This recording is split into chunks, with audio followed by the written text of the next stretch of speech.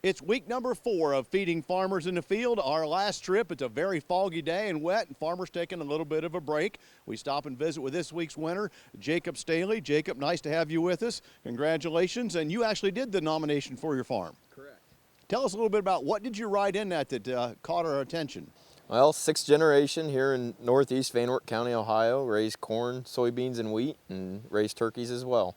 So tell us about the cropping plan this year. How did things come together for you here? It turned out really good. So far, we've got all of our beans off and about 30 acres of corn. Still got about 500 to go on corn. But the beans were really good for less than 8 inches of rain all season, and just real happy with how everything's going so far. Northeast corner of Van Wert County and not a lot of rain, so how do the beans look so far? Average of the farm is around 55, so right on pace with normal years. So state average supposed to be 56, so you're not hurting that average much at all, No. considering no rain. Yeah. How about the corn? Don't know. Haven't got into that too much yet.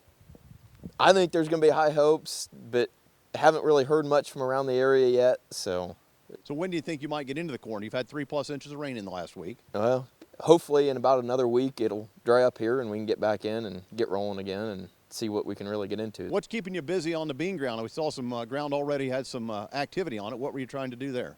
We strip till all of our bean ground that's going to corn, get it ready to go. Everything else either gets sowed to wheat or just sits idle for next year. No nutrients in that strip till, just preparation of soil to make things better next spring. Correct. With having the turkeys, we try to eliminate as much as possible because of the restrictions that they keep applying, and we've had very good luck with it.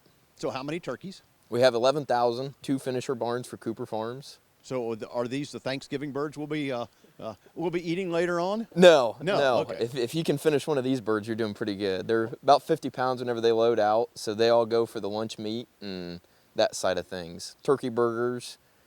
Cooper's also has a turkey roast that they make. I've heard about that. We heard about that last week, and apparently you buy them at a Cooper store, and they're really hard to come by, I think the conversation was. So. Yes, they are. They are very tasty. That's a great way to be able to have that. So how many times can you run a new set of birds through the facility? They tell us about 2.9. It's real close to 3 flocks a year. Okay, so how quickly will you be able to turn this one over? Once the birds go out, you'll haul out the manure and reestablish? Well, this time we won't. We try to only clean out the barns 1 time a year. Okay. So get about 3 flocks through, then we clean out. But normally, like after this flock, they go out next week. We'll till it, pile it, let it cook down, break down any disease that there might possibly be in it, and then we'll spread it back out, put a new layer of shavings on it, and be ready to go for the next batch. So we should be 2 weeks, should be ready to go for new birds. So.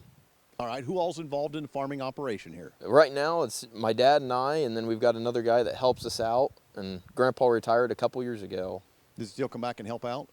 Grandpa always keeps an eye on everything. There you go. Got to make sure everybody's still doing it right. Oh yeah, we make sure we look for that little gray truck driving down the road, checking in on us. So. Well, congratulations. Be safe this harvest season. I've been visiting with Jacob Staley as he's week 4 winner of Feeding Farmers in the Field. Thanks to all our sponsors for this season's sponsorship.